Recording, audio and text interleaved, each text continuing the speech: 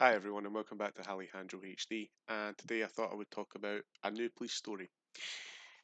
One thing I really liked about A New Police Story was the fact that it was sort of a reboot of the original police stories, but completely different at the same time. Um, and it also showed us a different and more varied look at Jackie Chan's overall acting performances. Now, I've talked about Jackie Chan many times on this channel. You know how much I adore this guy and all of his films. So I just thought it'd be a really nice sort of look back into one of. I think this is probably in my top three. I don't know if I would say it's number one, but just for how unique it is. I mean, the thing with Jackie Chan is his acting in different films. You know, there's just an action. There's just the plots are really sometimes goofy, but sometimes great. But I think New Police Story feels extremely mature, and it feels very. It's got like very dark themes and a lot of different plot devices that you just don't really see in many of Jackie Chan's films. One I think would actually be quite similar would be The Foreigner, slightly different, but just if you're going for like raw acting and emotion, this really is the film to watch. Um, I think the overall picture with him being like very arrogant in the beginning, like he can catch these guys who are robbing the banks really easily, and then the villains challenging him to that, creating this game, and Jackie Chan having to complete these tasks and each time failing the first time round because he's so disorientated and he's lost all of his men, or his men are all sort of like dangling off of the ceiling, and he's been told, right, you need to assemble the gun quickly, you need to do fast sparring. Just adds that whole extra air of tension that you just don't expect from the Jackie Chan film. It gives you, yeah, just overall. So the beginning really is really like, wow, you know, you won't expect this. And Jackie Chan coming in like as a drunkard, you know, he's obviously upset, like traumatized from these past feelings that he's had with the villains, and then the um, Freddie Cheng, I think is his alias. I don't know if that's actually his real name. The guy who sort of brings him back into the light and gets him. He's like, "Come on, we need to get these bad guys." And Jack's like, "Oh no, leave me alone. I just want to drink and be sad." And they're like, "No, no, you must come and fight against these guys."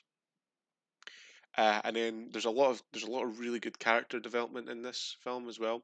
From we see him to being like this highly decorated cop to then being a drunkard, like just life's over. That's it. Nothing's going to happen for me anymore. To then learning from those past mistakes and then pushing on to finally eliminating the people who had done him wrong. And another really good thing I like about this is that it sort of mirrors itself from the first part to the second part of the film.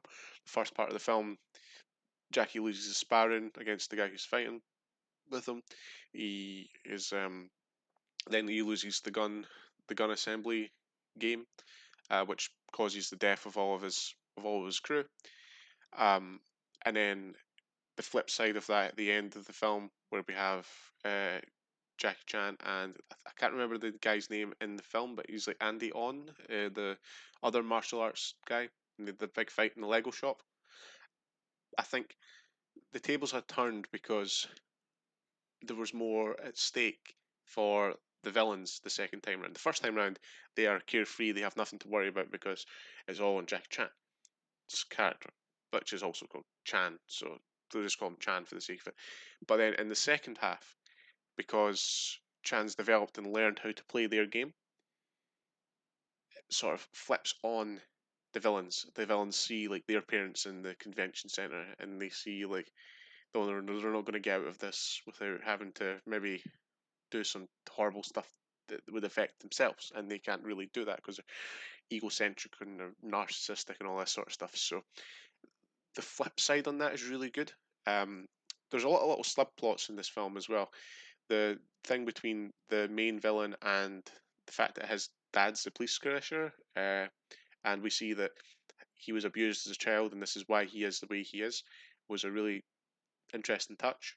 And that's why he hates the police, even though he's a multimillionaire. because his dad's a multimillionaire, he's still going out robbing banks just to upset the police force and things like that. And then we have the other sort of little like the sort of sub characters. We have Sasa, I think her name is. She's the technical person, the IT person.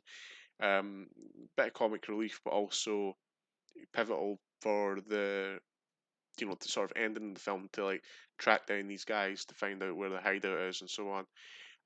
Just it's just a very unique, in my opinion, very unique for Jack Chan's sort of in that sort of time era as well, because it's early 2000s where he was still transitioning from Chinese.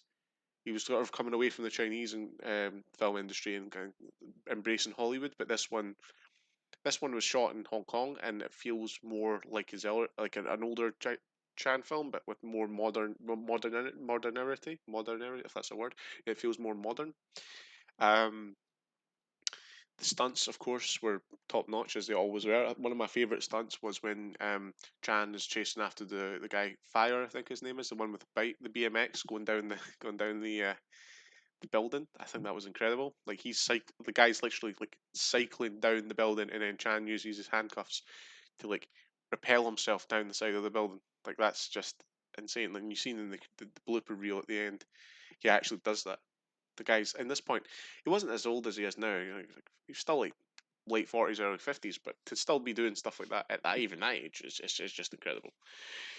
Um, the fight scenes as well, they feel really realistic and it's what we come to expect with Chan films, but this does because it has a bit more of a modern feel.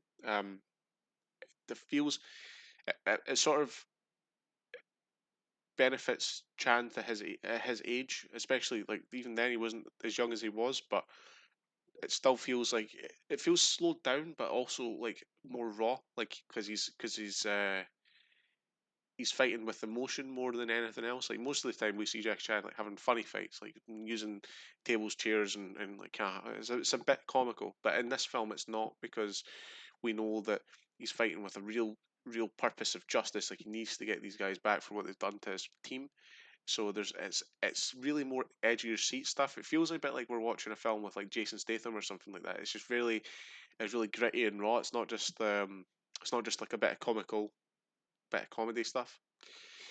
Yeah, so I just wanted to give a little brief brain dump on that. You guys should definitely go watch it. It's awesome. It's one of my top three. Um, the other side part with the his girlfriend and then the bomb, that was intense. Like the main villain giving a bomb, like an actual live bomb, to his girlfriend in the police station. Like, hold on to that. I'm away. It's things like you have to like make sure you don't move it too slightly or it'll explode. That was really like I didn't expect that when I first watched that. I was like, whoa, hold on a minute, like this is serious, and she does get like affected by it, like, and her face is all like done and that, and it's like wow. So that's because like even in a normal Chan film, you could see something like that happening and you would get out of it, like, or nobody would be really hurt. But the fact that there is actual lasting consequences to the bomb that blows up and like damages his girlfriend's face is just another part of this film which I think is so unlike a Jackie Chan film, but it does bring that overall quality to it, and it gives you something a little bit different. So yeah, I think that's all I really wanted to say about that. Just go watch it if you haven't seen it. Try and get it in the original Chinese. Don't watch it in dubbed because dubbed's awful. And there's another version where it's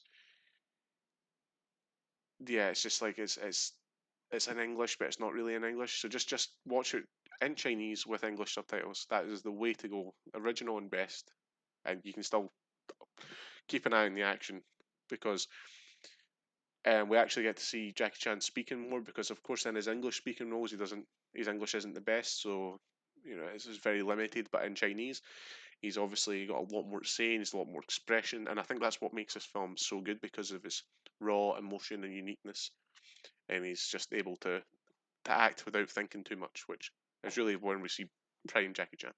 8 out of 10. That's my overall view. Anyway, guys, I'll see you in the next one. Cheers.